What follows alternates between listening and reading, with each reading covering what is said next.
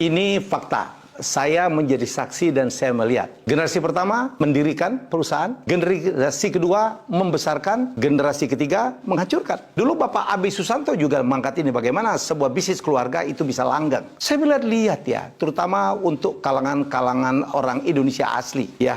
Kita harus berkaca bahwa banyak sekali bisnis-bisnis dari warga saudara-saudara kita keturunan Tiongkok itu justru lebih langgeng. Walaupun ada juga yang mati di generasi ketiga, bahkan mati di generasi kedua. Apa yang terjadi sebenarnya? Kadang-kadang ya, terutama teman-teman saya melihat tuh, dia itu kayaknya itu dari bisnis yang wah macam-macam itu. Kerja keras dan capek banget. Kerjanya mungkin 24/7, 24 jam, 7 hari itu.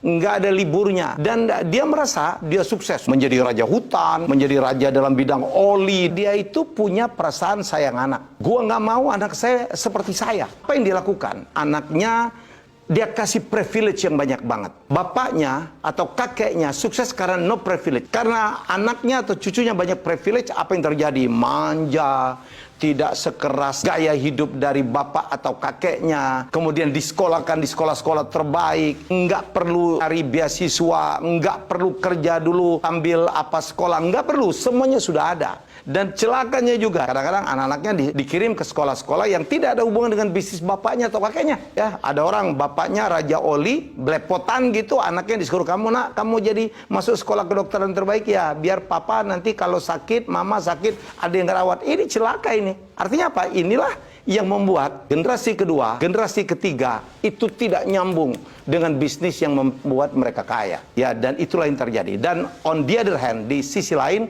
saya melihat teman-teman saya, terutama yang warga keturunan ya, apa yang melakukan? Kalau bapaknya kaya dari dagang, anaknya jaga toko tuh. Dari kecil dia suruh jaga toko. Keluarga itu kaya dari ibunya bikin kue, anak-anaknya dari kecil belajar bikin kue. Tinggal di pabrik, bau kue segala macam, udah dari kecil tuh, sehingga anaknya dan atau cucunya itu udah terbiasa. Sehingga begitu meneruskan, gampang saja, kan malah bisa berkembang. Karena anak-anak, for sure, kita yakin ditambah dengan pendidikan yang tepat, mempunyai ilmu yang lain, lebih digital. Orang tua kan tidak paham aplikasi. Itulah sebabnya banyak sekali merek-merek besar, perusahaan-perusahaan besar di Indonesia atau di dunia yang mati di generasi kedua, generasi ketiga. Jadi, teman-teman, saya ingin menyampaikan bahwa ada baiknya ya, kalau Anda bisnis apa gitu, anak-anaknya mulai diupayakan. Saya punya 4 anak ya. 3 anak saya itu semuanya itu membantu bisnis saya. Wah, itulah kebahagiaan saya yang paling besar. Saya itu kan dulu awalnya jadi pengusaha production house. Saya adalah pengusaha pembuat reality show dan quiz show terbesar, terbanyak di Indonesia untuk lokal. Dan sekarang menantu saya namanya Marisa sudah melanjutkan itu menjadi pengganti saya yang lebih hebat dari saya. Karena dia lebih muda, lebih update terhadap perkembangan zaman, lebih tahu dengan tren. Suaminya, anak saya pertama, sekarang memegang perusahaan keluarga saya, bisnis saya dalam bidang konsultasi ya, dan sebagainya. Anak saya nomor 2 sekarang dia jago bikin video. Dia lulusan terbaik, lulusan dari sekolah multimedia terbaik, dan sekarang dia menjadi seorang director, content creator yang baik. Anak saya nomor 3 yang kemarin yang menikah dengan orang Korea, dia adalah seorang graphic designer yang top. Lulusan terbaik dari sekolah S2 dari Korea. Kita tahu Korea adalah pusat industri kreatif. Yang keempat, saya lagi upayakan kamu masuk bisnis saja nak, namanya Azura. Ya, kelas 3 SMA, supaya bisa meneruskan pekerjaan atau bisnis yang saya dari rintis puluhan tahun. Di sisi lain, saya punya seorang sahabat jauh lebih kaya dari saya, anaknya 5, tapi dia bilang, bro, saya sedih banget, anak saya kayaknya tidak akan ada yang melanjutkan bisnis saya yang membuat dia